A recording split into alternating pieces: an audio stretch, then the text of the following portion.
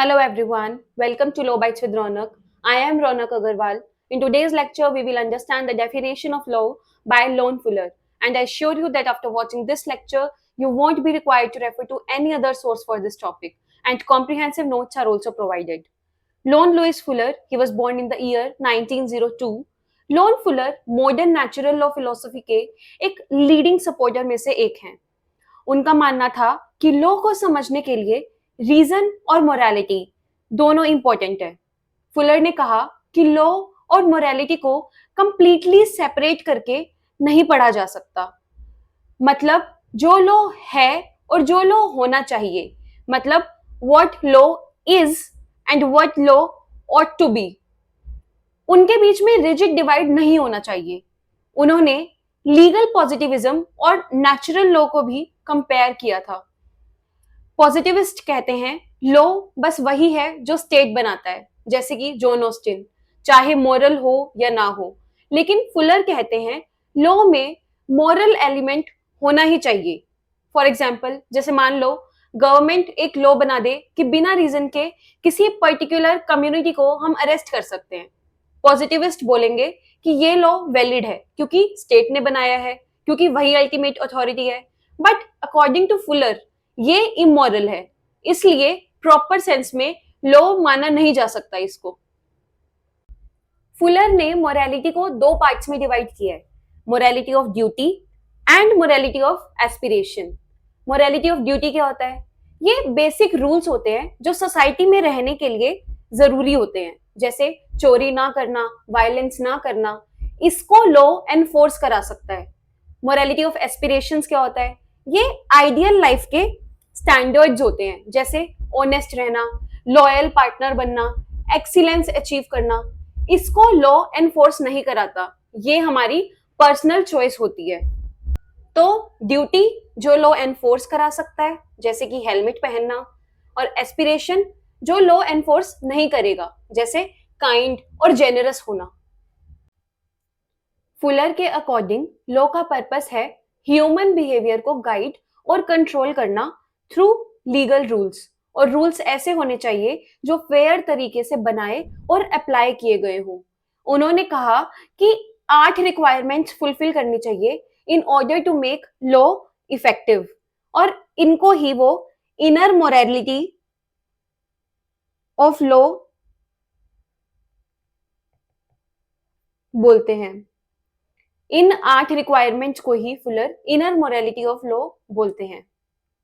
First principle is general rules, मतलब law specific individual को target ना करे, लॉ जनरल होना चाहिए। For example, all students must attend 75% classes, मतलब ये सब पे अप्लाई है ना कि सब स्टूडेंट्स को 75% रखना अटेंडेंस मैंडेटरी है। ऐसा तो नहीं है कि एक स्टूडेंट 50% रख ले, दूसरा स्टूडेंट 70% रख ले। तो सबके लिए सेम रूल होना चाहिए, जनरल होना चाहिए। Number second, publicity. Rules public होने चाहिए, लोगों को पता होना चाहिए कि क्या रूल है, उन्हें क्या फॉलो करना है। फॉर एग्जाम्पल, आपने ट्रैफिक रूल्स बनाए और वो आपने सीक्रेटली बना दिए और दूसरों पे फाइन लगा दिया, तो ये तो अनफेयर है। इसलिए हम रूल्स को वेबसाइट्स पे, ऑफिशियल गैजेट्स पे, इन सब जगह पब्लिश करते हैं ताकि लोग इन्फॉर्म्ड रहें। Number third, no retrospective laws, मतलब लॉ फ्यूचर पर अप्लाई हो, पास्ट पर नहीं। फॉर एग्जाम्पल, आपने आज रूल बना दिया कि हेलमेट पहनना मैंडेटरी है और किसी को चलान कर दिया कि 1 साल पहले आपने हेलमेट नहीं पहना था तो इसलिए आपका चलान कटेगा, तो ये तो गलत है ना। हमें आज से उस चीज को फॉलो करना है। Next principle is clarity.